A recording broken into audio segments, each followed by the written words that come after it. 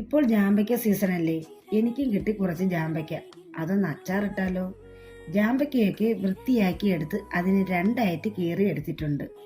ഇനി നമുക്ക് അച്ചാർ തയ്യാറാക്കാം. ചട്ടി അടുപ്പിൽ വെച്ച് എണ്ണ ഒഴിക്കാം. ഞാനിവിടെ നല്ലെണ്ണയാണ് എടുത്തിട്ടുള്ളത്. ഇനി അതിലേക്ക് കുറച്ച് കടുക് പൊട്ടിച്ച് ഉലുവയും ഇട്ട് മൂത്ത് വരുമ്പോൾ അതിലേക്ക് കുറച്ച് ഇഞ്ചിയും വെളുത്തുള്ളിയും ചതച്ചത് ചേർത്ത് കൊടുക്കുന്നുണ്ട്. ഇനി കറിവേപ്പിലയും പച്ചമുളകും ചേർത്ത് കളർ മാറി വരുമ്പോൾ നമുക്ക് പൊടികൾ ചേർത്ത് കൊടുക്കാം.